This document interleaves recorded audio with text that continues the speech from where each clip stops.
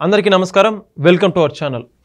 ఆంధ్రప్రదేశ్ ముఖ్యమంత్రి నారా చంద్రబాబు నాయుడు గారి పర్యటన నిమిత్తం ఏదైతే హెలికాప్టర్ ముంబై నుంచి హైదరాబాద్ తెప్పిస్తుండగా మొన్నటి రోజున ఆ యొక్క హెలికాప్టర్ పూణే దగ్గర కుప్పకూడడం అయితే జరిగింది. అయితే దానికి సంబంధించి అనుకున్నదే జరిగిందా?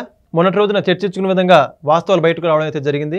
దానికి సంబంధించి పూర్తి విశ్లేషణ ఇవ్వడానికి మనతో ఉన్నారు సీనియర్ జర్నలిస్ట్ కనకదుర్గ గారు. మేడం నమస్కారం. నమస్తే అండి. మేడం, మనం చూసాం మొన్నటి రోజున చంద్రబాబు నాయుడు గారి పర్యటనల కోసం తెప్పించినటువంటి హెలికాప్టర్ ఏదైతే ముంబై నుంచి హైదరాబాద్ తెప్పిస్తుండగా మధ్యలో పూణేలో కుప్పకోవడం జరిగింది. దాంట్లో నిన్న చర్చించుకున్న విధంగానే మీరు ఏదైతే చెప్పారో అన్న దానికి వాస్తవంగా అనే విధంగా కొన్ని విషయాలు అయితే నిన్నటి రోజున వాస్తవాలు వెనక్కి తీయడం జరిగింది. నిజంగా దాంట్లో ఏ అంశాలు దాగి ఉన్నాయంటారు? నిన్న మనం మాట్లాడుకున్నామండి ఆల్రెడీ ఈ అంశం మీద. ఈ హెలికాప్టర్ చంద్రబాబు నాయుడు గారి కోసం పంపించింది, ఇందులో లోపాలు ఉన్నాయి అంటే ఎందుకు ఇలా జరిగింది, ఆయన భద్రత మీద ఎవరు సరైన చర్యలు తీసుకోవట్లేదా, దృష్టి పెట్టట్లేదా అని మాట్లాడుకున్నాం. అది నిజం అన్నట్టుగానే ఇవాళ న్యూస్ వచ్చింది మనకి. అంటే వీళ్ళు సరిగ్గా దాన్ని గమనించలేదు, సరైన చర్యలు తీసుకోలేదు. ఒక Z+ కేటగిరీలో ఉండే వ్యక్తికి ఏ రకమైన వాహనాలు పంపించాలి, కాన్వాయ్ నుంచి హెలికాప్టర్ వరకు ఏ రకంగా పంపించాలి, ఎంత జాగ్రత్తలు తీసుకోవాలి, దానికి క్షుణ్ణంగా పరిశీలించి ఆ వాహనం మంచిదా కాదా, ఈ వాహనాన్ని పంపించచ్చా లేదా అనే అంటే ఆ బేసిక్ విషయాలు కూడా వాళ్ళు పట్టించుకోలేదని మనకు అర్థమవుతుంది. సో దీన్ని మీరు ఎవరిని అంటారు? మీరు ఆ ఏవియేషన్ ఎవరైతే ఉన్నారో వాళ్ళ మీద చర్యలు తీసుకోవాలి ఫస్ట్, ఎవరైతే పంపించారు. ఇది జుహూ నుంచి హైదరాబాద్కి బయలుదేరింది నిన్న AVV 139 అనే ఒక చాపర్. ఓకే, ఈ చాపరు పంపించినప్పుడు ఎక్కడ పడిపోయిందండి? పూణే దగ్గర పౌరీ ప్రాంతంలో పడిపోయింది. పడిపోయినప్పుడు అందులో సిబ్బందికి దెబ్బలు తగిలాయి, మనం మాట్లాడుకున్నాం ఆల్రెడీ. అయితే ఇప్పుడు ఏం కొత్త విషయాలు బయటకు వచ్చాయంటే అసలు ఏ రకంగా ఇలాంటివి పంపిస్తారు. ఇప్పుడు ఒక పెద్ద మనిషికి పంపించేటప్పుడు దాన్ని ఎక్స్చేంజ్లో భాగంగా అంటే ఇప్పుడు ఆల్రెడీ ఒకటి అక్కడ ఉంది, ఇంకొకటి అడిగినప్పుడు వాళ్ళు పంపించేటప్పుడు ఎంత జాగ్రత్తలు తీసుకోవాలి. ఇక్కడ ముఖ్యంగా ఏంటంటే మనం విన్నది 10 ఏళ్ళు దాటిన వాహనాలని వాడకూడదు, హెలికాప్టర్స్ అయినా సరే ఏవైనా సరే.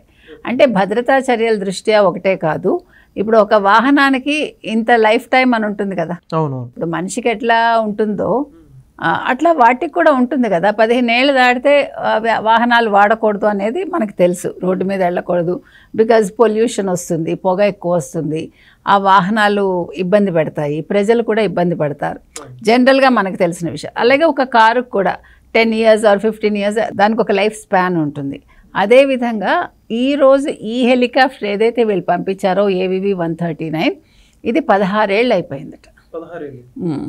సో నార్మల్గా 10 years దాటిన వాటిని ఇట్లా Z+ సెక్యూరిటీ ఉండే వాళ్ళకి ఇవ్వరు, ఎందుకంటే వాళ్ళ భద్రత అవసరం కదా. ఇప్పుడు అది ఏదైనా సాంకేతికంగా దాంట్లో ఏదైనా సమస్య వచ్చినా ఏం జరిగినా కూడా ప్రాబ్లం అవుతుంది.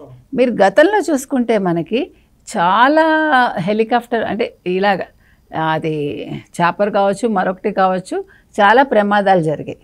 మాధవరావు సింధియా కావచ్చు, తర్వాత పైలట్ కదా రాజేష్ పైలట్ అనుకుంటా ఆయన ఒకరు, ఇట్లా చాలామంది ఇట్లాంటి ప్రమాదాల్లోనే చనిపోయారు. ఈవెన్ లాల్ బహదూర్ శాస్త్రిది కూడా ఒక సందేహం ఉంది. అలాగే అప్పట్లోనే మనకి సుభాష్ చంద్రబోస్ గారి గురించి అంటే అది ఏ రకంగా అనేది మనకి సరిగ్గా తెలియదు. కానీ ఇటువంటి ప్రమాదాలు జరుగుతున్నప్పుడు కేంద్ర ప్రభుత్వం కావచ్చు, రాష్ట్ర ప్రభుత్వం కావచ్చు, ఎందుకు సరైన చర్యలు తీసుకోవట్లేదు. ఇప్పుడు ఒక పైలట్ ప్రాణం పోతే అది చిన్న విషయం కాదు కదండి. మనం రాజకీయ నాయకుల గురించి మాట్లాడుతున్నాం. రాజకీయ నాయకుల కంటా కూడా ఎప్పుడు కూడా ఒక బస్సు నడిపేవాడు సవ్యమైన వాడు ఉండాలని మనం కోరుకుంటాం. ఆ బస్సు నడిపేవాడి ప్రాణాలు కూడా ముఖ్యమే కదా. అలాగే ఒక హెలికాప్టర్ తీసుకెళ్తూ ఉంటే అందులో ఉండే పైలట్ ప్రాణాలు కూడా అంతే ముఖ్యం. నిన్న లక్కీగా వాళ్ళందరూ ఒక 5 మనుషులు దెబ్బలతో తప్పించుకుని బయటపడ్డారు. కానీ అదే పాపం వాళ్ళు చనిపోయి ఉంటే ఆ కుటుంబాలు ఎంత బాధపడతాయి. ఇప్పుడు మనకి రాజకీయ నాయకులు ముఖ్యమే, మామూలు పైలట్లు ముఖ్యం, ఎవరిదైనా ప్రాణం ప్రాణమే. కాబట్టి ఇక్కడ ఎవరిది లోపం, దీన్ని ఎవరు అరేంజ్ చేశారు, ఇది ఏదైనా అంటే ఇప్పుడు మీకు ఒక వెహికల్ పంపిద్దామని అనుకున్నారండి. ఫర్ ఎగ్జాంపుల్ మీరు అడిగారు అర్జెంటుగా నాకు ఒక వెహికల్ కావాలని, చంద్రబాబు నాయుడు గారు అడిగారు. అడిగినప్పుడు వాళ్ళు ఒక వెహికల్ పంపిద్దాం అనుకున్నారు.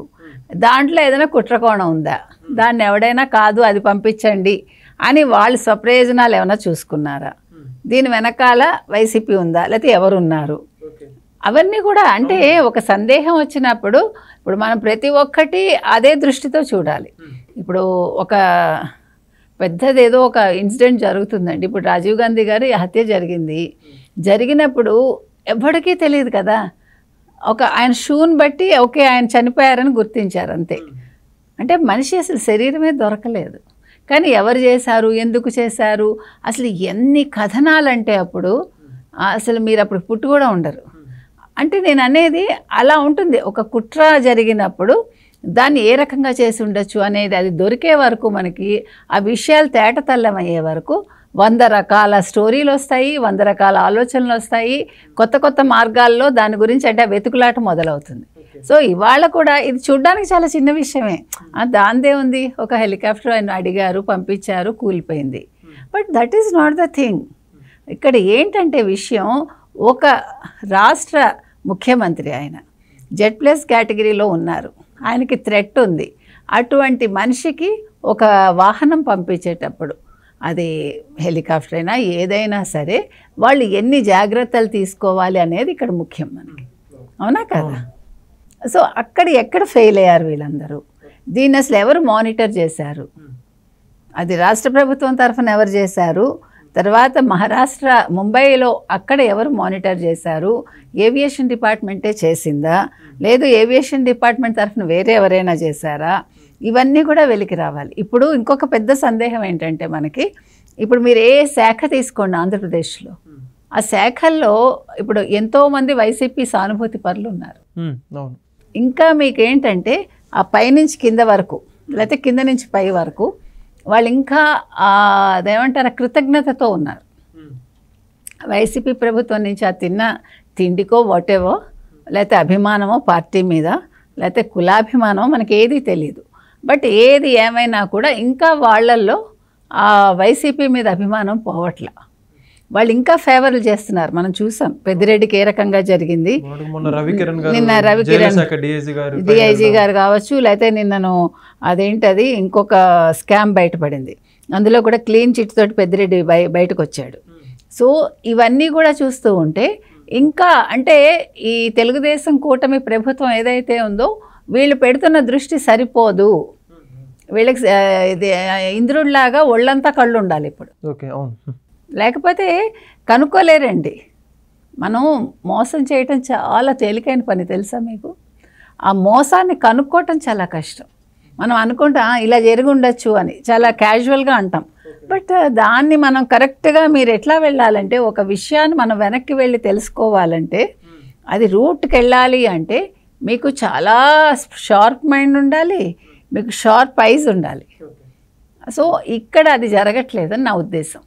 లేకపోతే ఇప్పుడు ఇంత 164 సీట్లు తెచ్చుకుని ఇంత బాగా పరిపాలన చేస్తూ ఉన్నా కూడా ఎందుకు చంద్రబాబు నాయుడు గారికి ఇట్లాంటి పరిస్థితి వచ్చింది నిన్న? సో ఇప్పుడు అధికారుల మీద దృష్టి పెట్టాలి, అక్కడ వాళ్ళని గ్రిల్ చేయాలి, ఎవరిని, ఏవియేషన్ వాళ్ళని.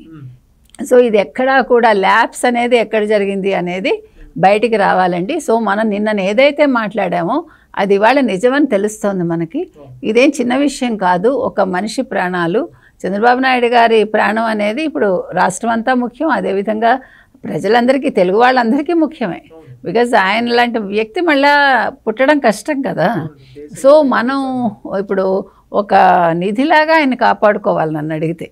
కాబట్టి అది చిన్న విషయం కాదండి, దీని మీద అందరూ కూడా దృష్టి పెట్టాలి. అది చూద్దాం మేడం. దీని మీద ఖచ్చితంగా కూటమి ప్రభుత్వం దీని వెనకాల ఎవరున్నారు, బాధ్యుల మీద కఠిన చర్యలను తీసుకోవాలని కోరుకుందాం. ధన్యవాదాలు. మరొక వీడియోతో మరొకసారి మేము ముందుకు వస్తాం.